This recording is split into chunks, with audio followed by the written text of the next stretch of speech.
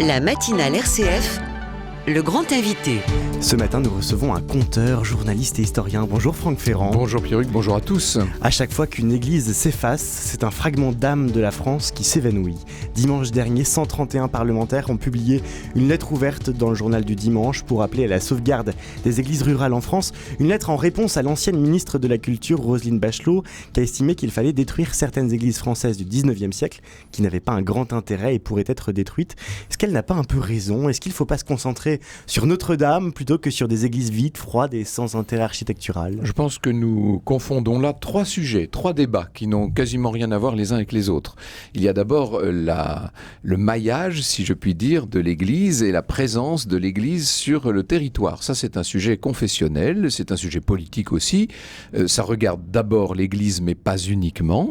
Je vous rappelle qu'il y a en France un ministère de l'Intérieur qui, malgré la séparation de l'église et de l'État, s'occupe tout de même des cultes. Cette question du maillage est un problème très crucial pour l'Église catholique depuis bien longtemps. Vous savez que maintenant, il y a énormément de paroisses qui ne sont desservies que de façon très ponctuelle, très rare même. Dans certaines des églises que je connais, moi, dans mon Poitou natal, on ne donne la messe qu'une fois par mois, vous imaginez. Bon, avec souvent un prêtre qui s'occupe d'un grand nombre de paroisses et qui d'ailleurs a du mal à toutes les englober. Ça, c'est un des sujets. Bon. Le deuxième sujet, c'est celui de la protection du patrimoine. Et c'est vrai qu'il y a un peu partout des monuments, pas seulement religieux, mais notamment des églises, bien sûr, puisque c'est l'essentiel, enfin c'est une partie importante, très importante du patrimoine français, qui vont mal, qu'il faut aider. Et alors là, pour le coup, nous avons un énorme problème budgétaire. Le jour où les Français voudront bien reconnaître que nous sommes en voie d'appauvrissement maximal, lorsque l'on comprendra que nous ne sommes plus le pays riche que nous avons longtemps été, et que nous ne le sommes plus pour des raisons qui nous regardent. C'est-à-dire que nous ne travaillons plus, nous ne créons plus, nous n'innovons plus. Donc du coup, nous n'avons plus la même richesse. Et il est évident que les budgets qui sont alloués, notamment au patrimoine, ne sont plus suffisants. Regardez le niveau du budget actuel du patrimoine, de la direction du patrimoine au ministère de la Culture, ça fait froid dans le dos. C'est-à-dire que c'est un budget qui est très insuffisant.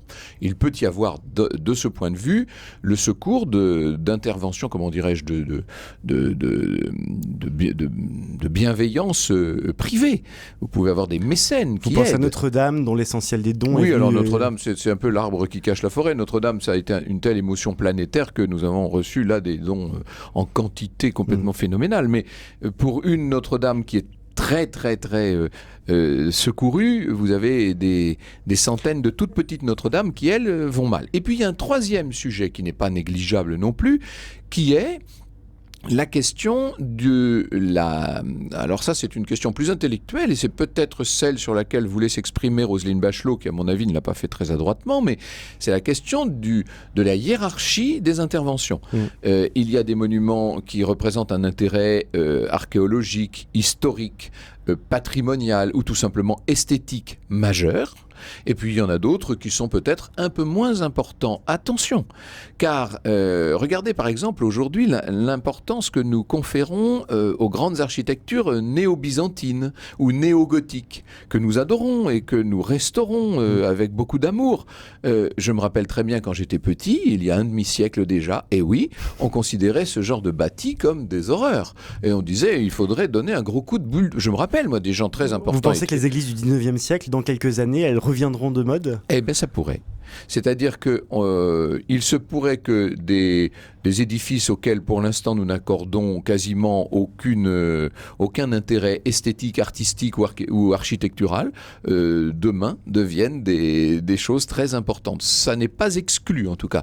Donc il faut faire attention, mais c'est pas que je veuille absolument défendre Roselyne Bachelot, parce que là je crois quand même mais en même temps elle a voulu sans doute donner, comme on dit, un coup de pied dans la fourmilière, mais il faut reconnaître qu'on ne peut pas toujours tout sauver et tout protéger, et qu'il faut, c'est vrai, est-ce qu'il fallait prendre l'exemple des églises, et notamment des églises de campagne? J'en suis pas persuadé, mais il faut, c'est vrai, faire des choix. Ça, c'est certain. Et puis les églises, ce sont aussi des lieux de vie. On le voit dans l'art, quand on représente les églises il y a quelques siècles. Souvent, il y a là des personnes qui mangent, qui travaillent, qui évoluent. Oui, ça appartient au premier débat, c'est ce que je vous disais. Et je pense que, alors là, pour le coup, Roselyne Bachelot ne parlait pas de ça du tout.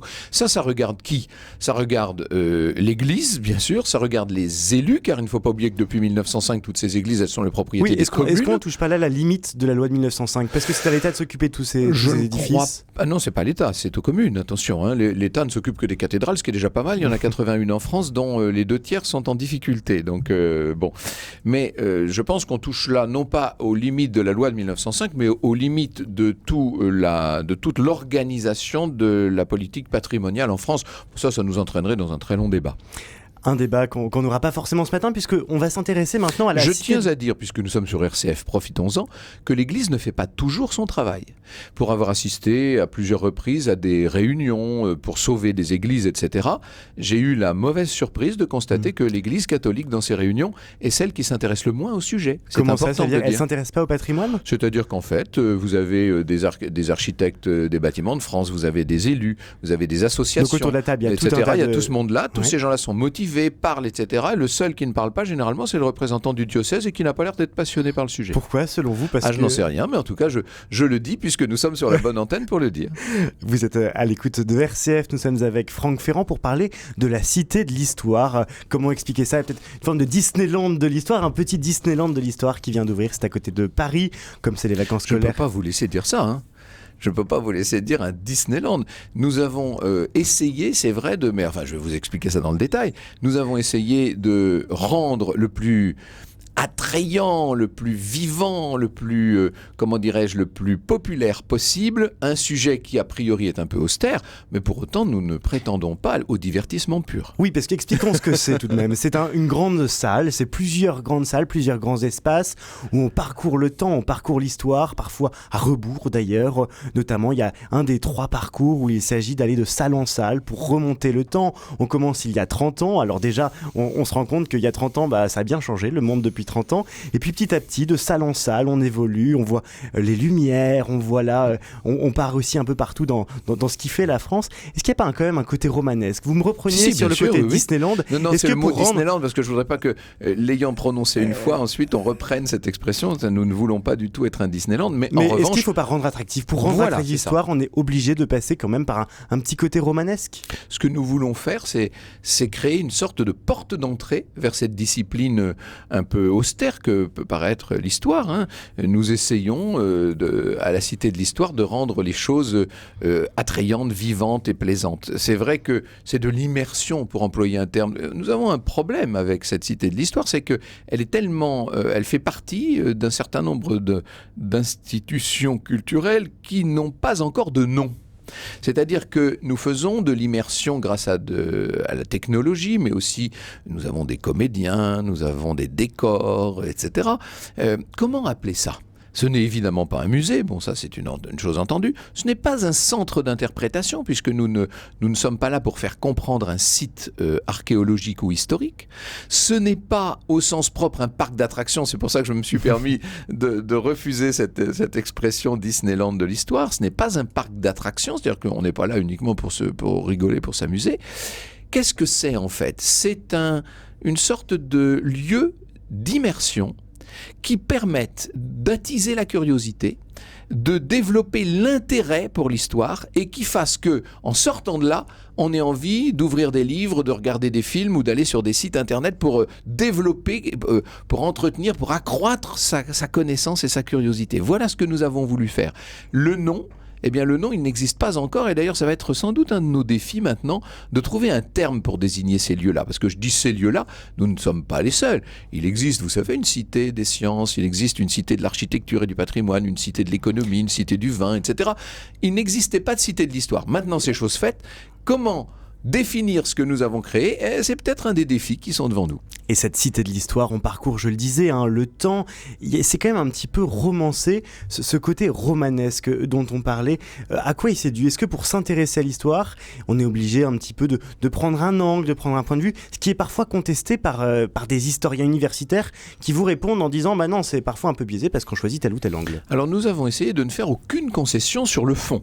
C'est-à-dire que ce que vous voyez à la cité, qu'il s'agisse de toutes les dates de l'immense frise interactive, elle fait 170 mètres de long, qu'il s'agisse des spectacles qui sont présentés dans l'ellipse. En ce moment, nous avons une évocation du 19e siècle à travers l'ellipse. C'est-à-dire qu'on est immersif, c'est un spectacle immersif, on est au milieu du c'est un cinéma à 360 degrés, mais au lieu que les écrans soient plats, en fait, c'est un immense écran qui est en relief avec des pilastres, des colonnes, des frontons, des entablements, des corniches, etc., sur lesquels nous projetons, comme on le fait sur les monuments. Vous savez qu'à Maclio, qui est à l'origine de cette cité de l'histoire, Maclio a ce savoir-faire particulier de faire de la projection monumentale, que ce soit aux Invalides, que ce soit au Mont-Saint-Michel, etc. Bien là, nous le faisons dans un monument que nous avons créé de toutes pièces, qui a une forme elliptique. On est au milieu de cette ellipse. Le public à 360 degrés suit l'évolution du 19e siècle à travers le regard de Victor Hugo et à travers un dialogue entre Victor et Juliette Drouet, qui lui avait écrit quelques 22 000 lettres. Et puis, il y a ce parcours permanent qui lui est consacré non pas à l'histoire du monde, mais à l'histoire de France. Et ce parcours de l'histoire de France, ce sont 15 grands décors à travers lesquels le public se promène. On est projeté comme dans une sorte de cascade arrière, on remonte les siècles, on s'enfonce dans le temps, on part d'aujourd'hui pour remonter jusqu'à l'époque des invasions vikings et on assiste à un certain nombre de scènes. Et c'est là qu'interviennent les projections vidéo, bien entendu, le commentaire sonore, les comédiens, les figurants. Enfin, on est plongé, immergé dans le passé. Et là encore, nous avons essayé d'être le plus exact possible. Je pense qu'il n'y a pas beaucoup, il y en a peut-être quelques-unes, mais je les garde pour moi. Je les connais, nous les rectifierons.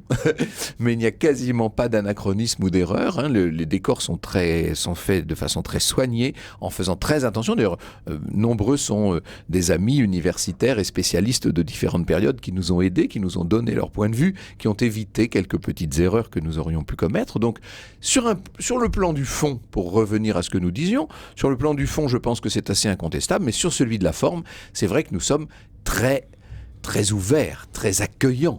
Nous avons une forme qui est très vivante et même palpitante, disons les choses. Ça, cette forme-là, j'y tiens beaucoup, c'est ce que j'ai toujours fait, moi, vous savez. Que ce soit à la radio, à la télé, sur scène. Mais justement, à la radio, à la télé, finalement, ces émissions d'histoire, elles ont beaucoup de succès. Vous disiez qu'on faisait cette cité de l'histoire aussi pour réintéresser les gens à l'histoire. Or, l'histoire, elle intéresse. On voit le succès de vos podcasts sur une radio concurrente, mais néanmoins amie, comme le veut la formule. On voit le succès aussi des émissions de Stéphane Bern, je pense à lui. L'histoire, elle intéresse. Oui, bien sûr, il y a un très grand intérêt pour l'histoire. Moi, je n'en ai jamais douté de ça.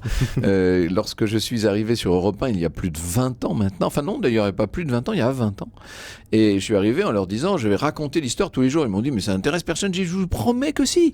Moi, j'avais le souvenir très vivant encore d'Alain Decaux, que je connaissais bien, et celui d'André Castelot, et avant eux, ceux d'Octave Aubry ou de Gosselin Le Nôtre, qui ont toujours su se situer sur cette ligne de crête passionnante qui est entre la grande et la petite histoire. Qu'est-ce que ça veut dire, ça, être entre la grande et la petite histoire ? Mais ça veut dire n'envisager les grands mouvements de l'histoire générale qu'à travers des incarnations, la vie de personnages, de personnes, des aventures humaines, et en revanche, n'évoquer les petites choses, les petites anecdotes de l'histoire, les petits détails, le petit bout de la lorgnette, qu'en lien direct avec les grands mouvements historiques. Et moi, je trouve que c'est l'alliance des deux, c'est la rencontre des deux, c'est cette espèce de point de jonction qui devient rayonnant et qui permet de faire vivre l'histoire. En quelques mots, il y a besoin de ça pour transmettre aussi ? Je crois que vous avez employé le bon mot. Tout à l'heure, vous avez employé un mot, vous avez vu, qui est hop, je suis tout de suite arrivé.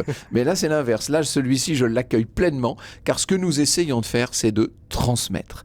La transmission me paraît absolument essentielle. On ne protège bien, pour revenir à vos églises de tout à l'heure, on ne protège bien que ce que l'on connaît et ce que l'on aime. Si l'on n'a pas ce lien personnel avec les choses, eh bien, rien ne peut se faire. Et la transmission me paraît la base de tout. comment s'appelait l'ouvrage de François-Xavier Bellamy, Les déshérités ou l'urgence de transmettre. Eh bien, ce livre est un véritable bréviaire. Je crois qu'on devrait le relire. Merci beaucoup Franck Ferrand d'être venu ce matin dans la matinale de RCF.